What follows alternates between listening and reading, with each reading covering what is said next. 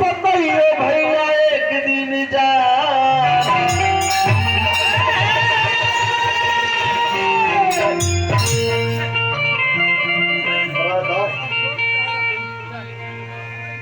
तो भुवन हमने के आई बिल्डिंग आई जवानी जा तो भुवन के छोड़ के हमने के एक दिन चल जाए के बाद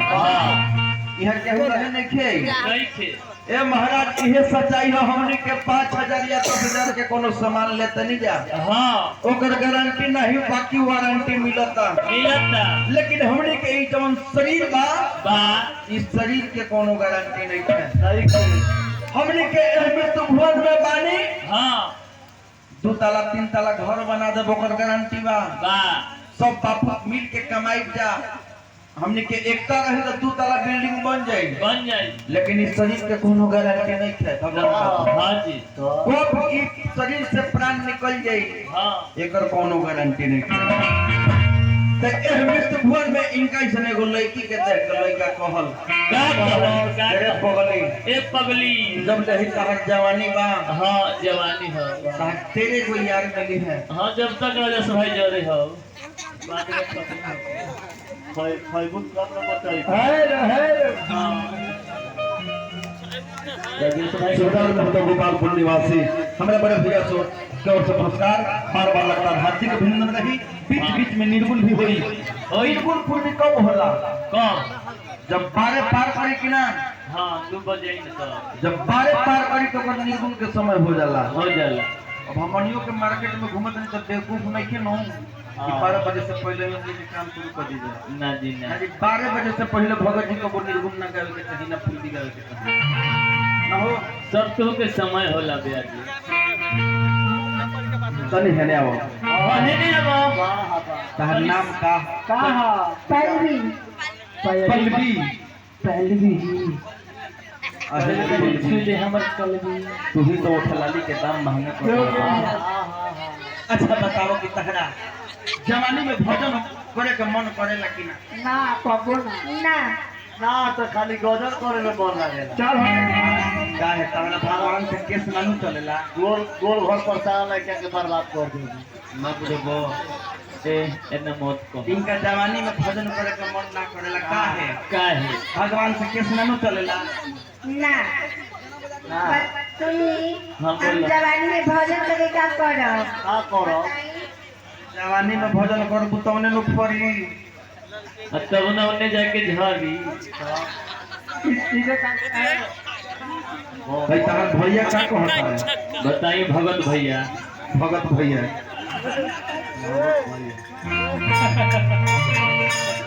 अच्छा सुनो जब तकले तार जवानी बा तार तेरे को याद मिली है आगे घूमी केहू पाछा घूमी केहू दाएं घूमी केहू तार बाएं घूमी केहू घूमे लेके घुमाए लेकिन जब तार है जवानी जौन बा एप्पल भी तार जवानी फल जाई मुंह के दांत टूट जाई बोला भी गाय के चाम तहर झूल जाई इस तरह ठलाली में खत्म हो जाएगी तब सहारा पीछे केहू ना घूमे तब संतोष भैया काम ना देते जानता ऊपर भी जब ओह समय में तू भगवान के नाम लेबू कहे के बा हरे राम राम राम हरे हरे हरे कृष्ण कृष्ण कृष्ण हरे तब टूट जाए तो मुहवा से का कहाई हरे नाम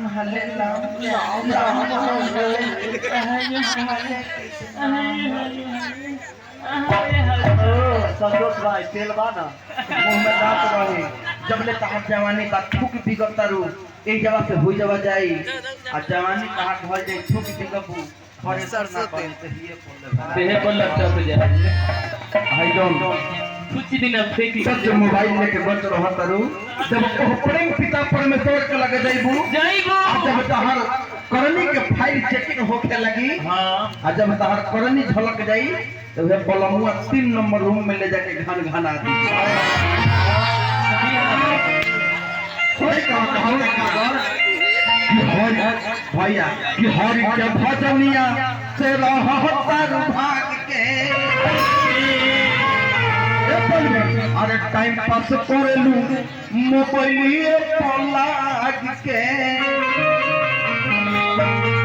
कि यार घरे वाला ढेर पाजा मिली अरे पाजा मिली अरे पाजा मिली। अरे कितना दूरी बनाइए बीच में लगातार है। मेरा भी चू रहा है का चीज पसेना। बोल वाला तू पता नहीं हाँ मैं कहाँ पहुँचना चाहिए। हाँ तू भी- देख के तू बीच में गोइल वहे खा ओजा पहुंचल बा। अरे हजार भरे वाला ढेर पाजा मिली अरे पाजा मिली अरे पाजा मिली। ये पलवी अरे नैहर में 9 दिन एक दिन भैया अरे नैहर में 9 दिन अरे माजा मिली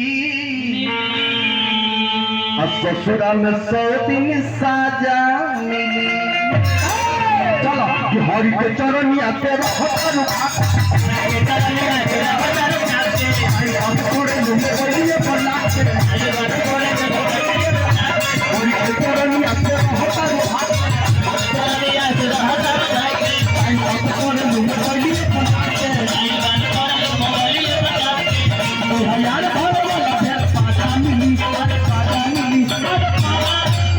ए बेयाजी ये तो साफ गिरा देती है हो। बैठा बा।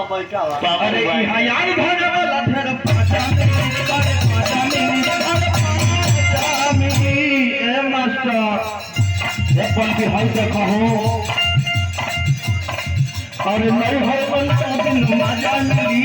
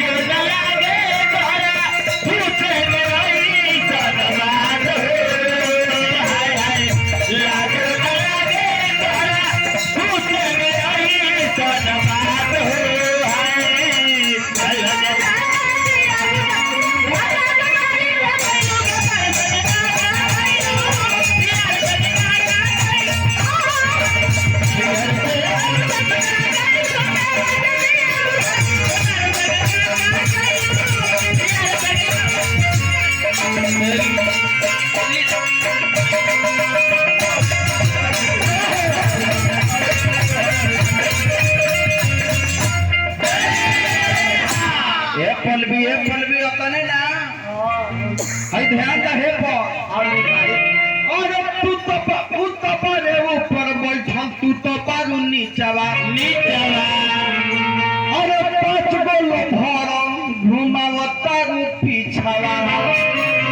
तो पिछवा घूमी तभी न फायदा रही आगे घूमे जब से तक का ले फायदा। जवानी बे पलवी हाँ 5 गो लोभर घुमावता पीछवा। हाँ हम है नकली लोभर के नहीं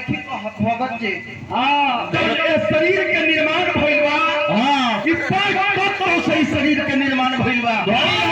मलिकार लोग सब दौड़ करे। काम क्रोध लोभ मोह ईर्ष्या।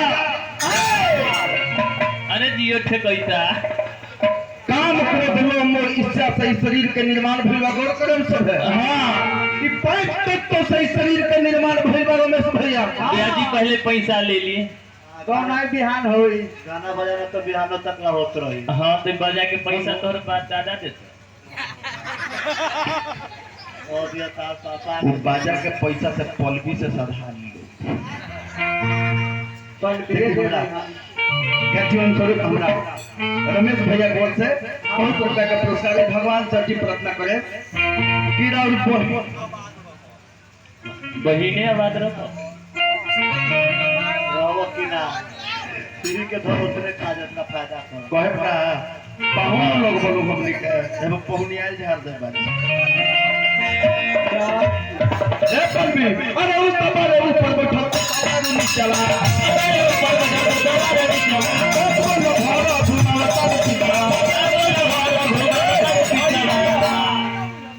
सुते जइबो अरे मतलब जेकर बहिन बा ओकरे नो गाड़ी पड़ी हाँ आ जेकरा बहिने नहीं नहीं खे ओकरा के करिए वो तो आसान बड़ी भाग ओकर होला कि जेकर बहिन के लगा के केहू करी आवेला।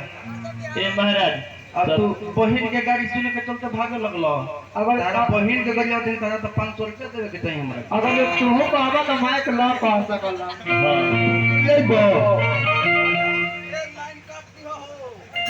लाइन काट के गरिया हां काहे के 500 रुपया दे फिर सवेरे अरे पापा रे ऊपर बैठल अरे तू तो बड़ा नीचवा अरे पचवन भावा घुमावता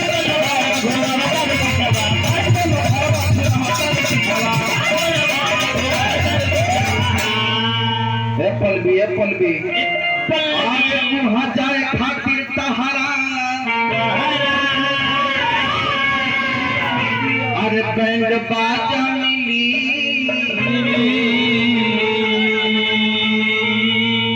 बैंड बाजा कब मिलेला बड़ी भाग वाला के जब हमनी के शादी होला तब और जब मृत्यु हो जाला तब बैंड बाजा के साथ आदमी की विदाई होला हाँ ना जी वहाँ जाए खातिर तहरा बैंड बाजा मिली बैंड बाजा मिली बैंड बाजा मिली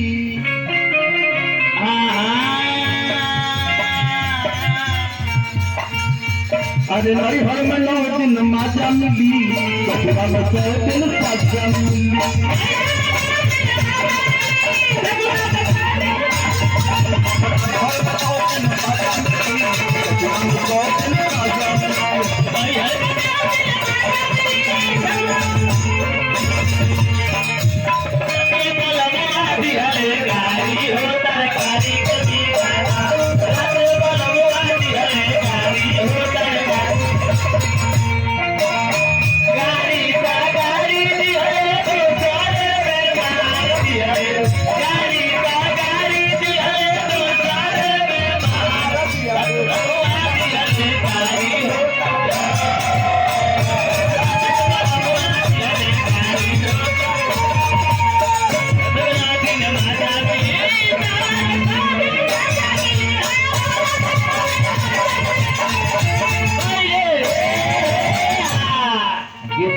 मन कब लागेला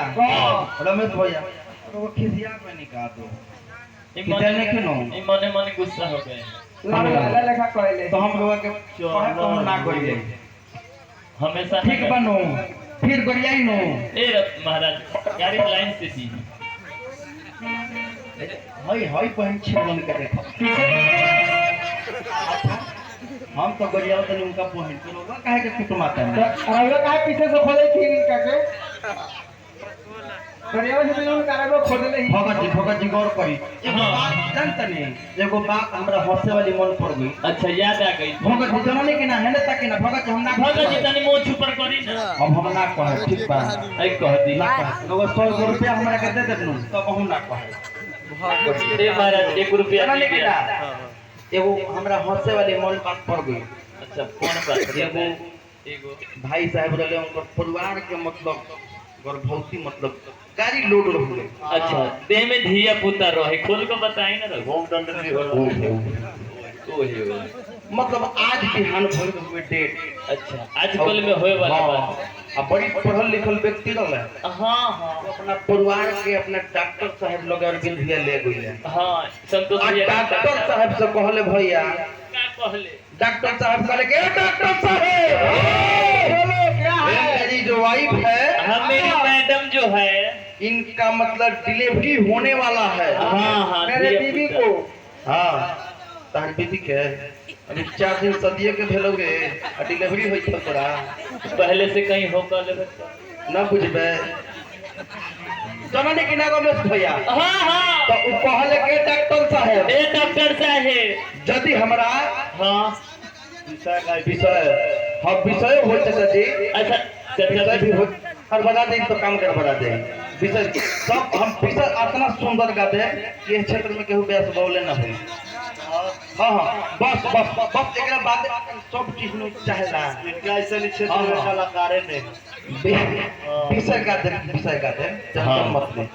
विषय का देखो तनका एगो हंसे वाली बात सुन ले ए दादा ना जी ए विषय चाचा एकदम बढ़िया विषय हम सुना देते नहीं जननी की ना हाँ जनाई वो डॉक्टर साहब से कहले कि यदि मेरा लड़का होगा होगा तो बोलिएगा कि प्याज हुआ है अच्छा और यदि लड़की होगी होगी तो बोलिएगा कि टमाटर हुआ है हाँ आपको शॉर्ट कोट में बात करना है हाँ अब डॉक्टर साहब तो है ना देखो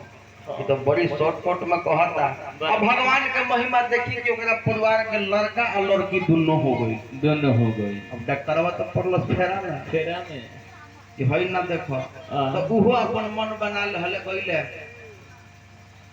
वो कहले कि डॉक्टर साहब का हुआ तो कहले कि कुछ नहीं हुआ आपको तो सलाद हुआ ना जी लेकिन लास्ट भाव लगल का अरे नतली के छोड़ो नतली के पहचान नतली के छोड़ो नतली के पहचान ए मैडम अरे पीछे बधेलवा के आपन जानो बधेलवा के आपन जानो बधेलवा के आपन जानो है देखिए हमारा बबुआ के ओर से पुरस्कार भगवान से अर्जी प्रार्थना करें कि बबुआ पढ़ लिख के डॉक्टर इंजीनियर बन जा और हमने के भारत देश के नाम रोशन करो अरे वहां खाए खातिर सहारा नहीं खाजा मिली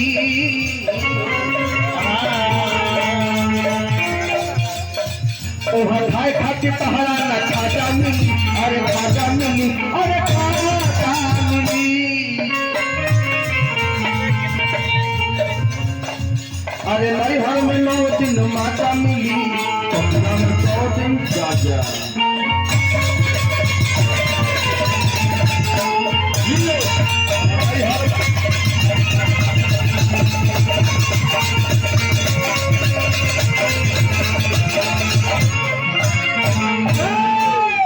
चलिए हमने के कहानी पर ध्यान देना रहेगा हाँ हाँ एक जरूरी है